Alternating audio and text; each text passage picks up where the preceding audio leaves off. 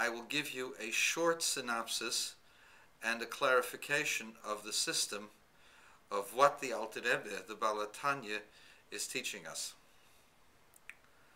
The first thing you have to realize is that depression is considered the worst sin by the Chassidim. The Baal Shem Tov would say that there is something that's not a mitzvah, but which can lead you to the greatest of all mitzvahs, more than any other mitzvah, and that is joy. And there's something that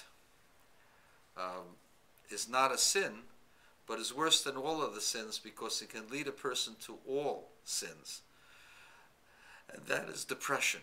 Depression is the state of paralysis, of indecision, of dissatisfaction, of insensitivity, a lack of life.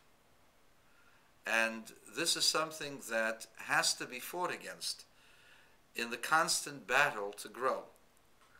And we all have to go through with it. We have to assess where we're holding, what's going on, what's the reason why things are happening, why do we have no feeling for some things that are important.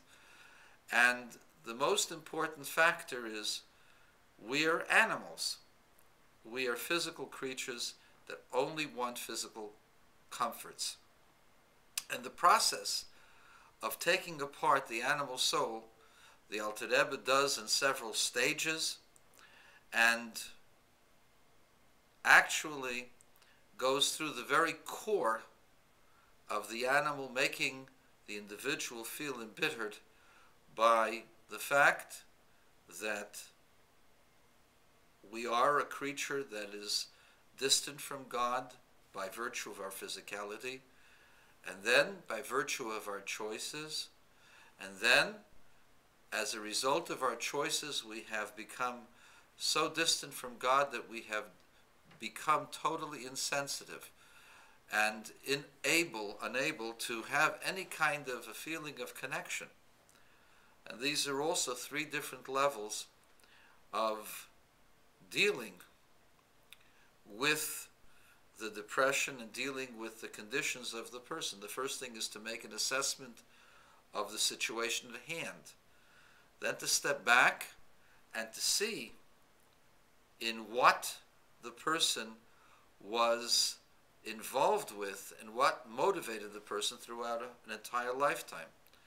And three, to see the results of those things and how it affects the connection or lack of connection with God.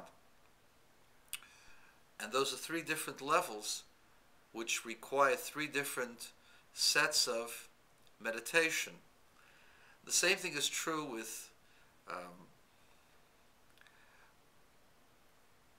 the blahs, when a person is in a state of a lack of sensitivity. Lack of any kind of sensitivity in life is also a form of depression. It's not overt depression, but it does have a source in depression. It gives you no sense of enthusiasm. It saps away all the life that you have. And so the Rebbe has given us several methods of how to deal with it by examining where we're really at and what we've done and what the results of our actions are. And when we examine that, so besides the fact that we're an animal, besides the fact that we've sinned so much and we've wasted all the opportunities, look at the result. The result is paralysis. It's the same as when I gave you the example of somebody who is out of shape, needs to lose 40, 50 pounds, can't run around the blocks, huffing and puffing, can't do the things that a normal person should be able to do. In order to get yourself off dead center, you have to be upset with yourself. You have to be frustrated with your own inertia. You can't allow things to continue as they are, because otherwise, if a person does not exercise and gets 100 pounds overweight, then the person's a candidate for a heart attack. The person can't go up a flight of stairs. The person looks ugly. I mean, on every level. A person has to take care of themselves. If that's true in the physical sense, imagine what it's like in the spiritual world relating to the Creator. In chapter 31, the Rebbe goes back to the perspective as to what we've been doing the last couple of chapters. We've been putting ourselves into a position where we're feeling bad. We're making ourselves feel negative. Now, that seems to be no good, because negativity is an acid. Negativity saps your energy. So if you're negative, you're depressed. Depression is no good. So why use depression to treat depression?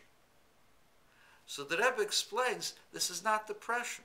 Being upset with yourself, being frustrated with yourself, being angry with yourself, being angry with your Yetzer Hara, being angry with the sinning capacity of the Nefesh Habamis and the stupidity of the dumb person who's allowed it to happen, that's not depression. That's energy. It's negative energy, but it's energy that brings you to a higher level, which will bring you to joy. Because the most important thing, of course, is your connection with God. When you do it right, there's nothing greater in the world, and you'll be happy. And that's a lesson in every phase in life. Depression is caused by a lack of life, a lack of enthusiasm, by not being in spiritual shape. Oh, but I'm depressed and you don't know me, and I'm a person, you're calling me a name and blah, blah. That's not the fact. The fact is that you allow yourself to fall into depression. No, that's my nature.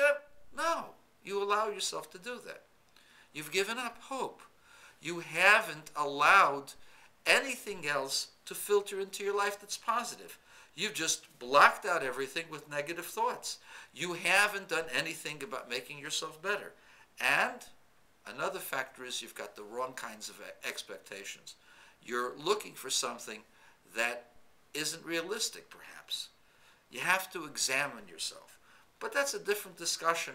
We're now focusing on the lessons of chapter 31.